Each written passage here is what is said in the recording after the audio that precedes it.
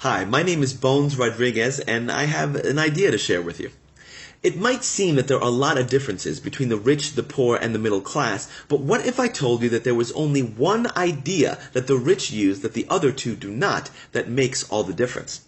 It's so simple but so important that when I finally understood it, it changed my life forever. I'm going to open your eyes and show you exactly what I mean, and you'll see why the rich get richer, the poor get poorer, and the middle class are getting squeezed out. It's not about what they do, but what they buy. I want to make this as simple as I can, but to start, I want to give you a few definitions of 4 important words. When I first heard these, I thought I knew them, but it turns out I was wrong. The words are income, which means money you bring in, expenses, which means money you spend.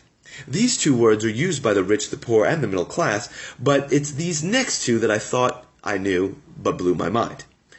Liabilities, which means something that costs you, and finally the biggie, assets, which I'm going to define as something that pays you. Before, I thought an asset was something you own, like a house, a car, or something expensive. But the rich have a different definition of assets, and this is the one we'll be working with. Something that pays you. Usually, people call their house an asset, and if you ask an accountant, they'll tell you it is. But if you use these definitions, it can also be a liability, right? A house you own but live in costs you money, so it's a liability. But a house that you rent to other people and make money from is an asset. So, a quick review. Income is money you make, expenses is money you spend, liabilities cost you money, and assets pay you money. So, I mentioned that there was a simple idea that separated the rich, the poor, and the middle class, and it's all wrapped up in what they do with their money when they get paid. The poor take their money and buy stuff. They buy shoes and ringtones and Mountain Dew and tchotchkes and Blu-rays and clothes and TV and games and a bunch of stuff that they found for cheap. Maybe at a flea market, a garage sale, the dollar store, or Walmart. Their houses are cluttered with junk, but it was all just $1 or little expensive thingies. Their cars are full of junk, their garages, etc. They take their money from their income and spend it through their expenses each month, right out the door as fast as it comes in. It's easy to fall into this trap because everywhere we look there are things to buy. It makes the world go round, and the problem is that after years of working, they have nothing to show for it because all those little thingies add up. I was born with this idea, and for a long time, that's what I thought you should do with money. Spend it. I had heard of saving, but even then, I was just saving to buy something big that I couldn't afford right now. The problem is that the poor never let their money create more money. This isn't a character flaw, and it's not wrong, it's just that it keeps the poor on a terrible cycle that is very hard to escape from. You have to be willing to learn and change. I was willing, and I learned that creating wealth is not a big secret, it's a recipe. The only reason someone doesn't create wealth is because they don't know the recipe, don't want to know the recipe, or never use the recipe. I have never baked cupcakes because I never learned, I never had the recipe, and I never tried to bake them. It's not enough to get the recipe, you actually have to cook. So let's talk about the middle class now. Some people in the middle class think they are rich because they might make a good salary at a good job. Maybe they make a 6-figure income, but what they buy with that money is what keeps them stuck in the middle class. Instead of buying little inexpensive thingies, the middle class buy liabilities. Remember, I said that a liability is something that costs you.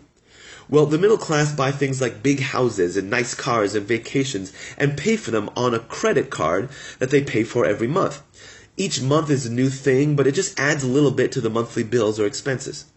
For example, let's say someone in the middle class makes $15,000 a month. They pay their monthly expenses like the mortgage or rent on a fancy apartment, and food and lifestyle with $7,000, but then a car costs them $7,000 down and a few hundred a month, then a watch that costs a little bit more per month, a vacation that costs a little bit more per month, etc., until they are living on the credit cards that they pay a small part of every month. After a while, their monthly debts catch up to their monthly income, and then they are trapped with what I've heard called golden shackles. They keep buying liabilities that cost them every month, and then they are trapped by the very things they bought to make them happy. Now they're stressed out because they have to make more money next year for the kids' schools or the next vacation or whatever, and they put those liabilities on credit. The poor and the middle class get trapped because they also get into a situation where they only make money by trading their time for it. Either their body or their knowledge get traded for the money they make. And there are only 24 hours in a day. Whether you make $10 an hour or $1,000 an hour, you still have to trade that hour for it. A fast food worker still has to serve food. A dentist still has to see patients. This is when their second job comes in. It's a short-term band-aid to a long-term problem because, like I said before, there are only so many hours in the day. Often these people end up being workaholics, waking up just to go to work and pay bills. And before I continue, I want you to know that you can make a lot of money, but still be a poor person because of how you spend it. But here's the critical difference for the wealthy. Instead of buying stuff and liabilities with their money, the wealthy buy assets. Again, an asset is something that pays you. Now this blew my mind when I first heard it because I had no idea you could even do that. Buy something that pays you?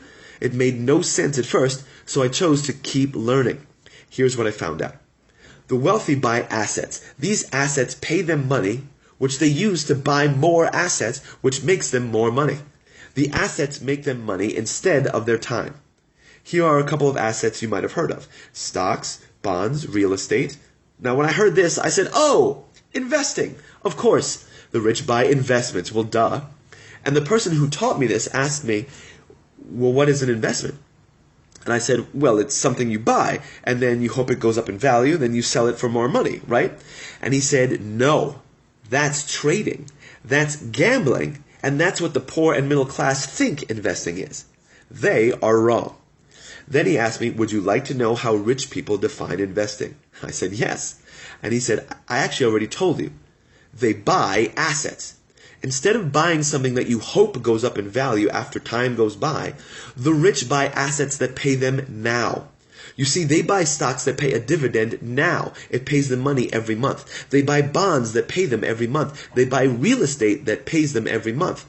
Like I said before, not a house that you live in, hoping it goes up in value in 10 years, but a house that you rent out now to people who pay you every month. But there were two other kinds of assets that I want to talk about now. The first is education. And education can be a kind of asset if you learn how to do something and you can use it to make more money. There's an old saying, if you think education is expensive, you should see how expensive ignorance is.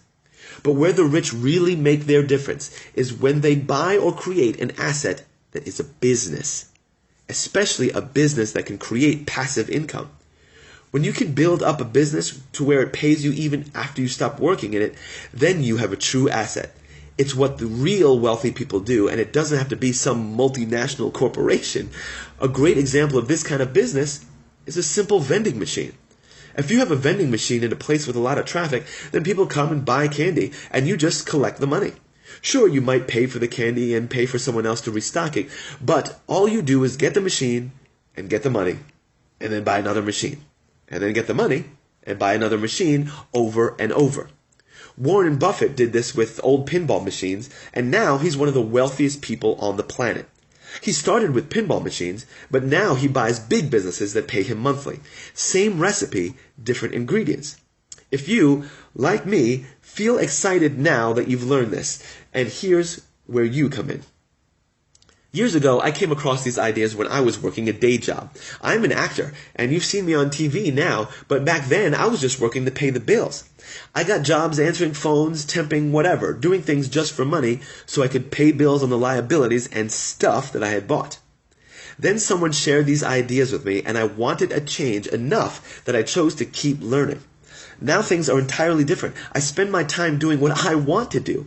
I've been on TV, I've written books, and I decided to take action when I had the chance to build a passive income business online. An online asset. Kind of like an online vending machine, if that makes sense. I took some of that money I made from that asset and bought more assets in the form of education so I could learn more and take more action and build more online vending machines. I started telling people about what I had learned, but I found that you can't understand any of this stuff unless you're really looking for a solution, you're open to hearing one, and feel excited about the idea now. When I was poor, spending all my money and time on stupid stuff, I was open when someone asked me if I wanted to make some more money, if I wanted to learn how to make some more money. I answered a very hype-filled ad and was willing to research, take action, and it changed my life forever. So on the next page is a passive income business asset that I use to make money with. Now remember, the poor buy stuff, the middle class buy liabilities, and the wealthy buy assets. Preferably businesses that pay you money, then take that money and buy another asset that produces more money. That's the recipe for wealth. I really hope you learned a few things from this video and you choose to join us now on the next page. I'm Bones Rodriguez. Bye-bye.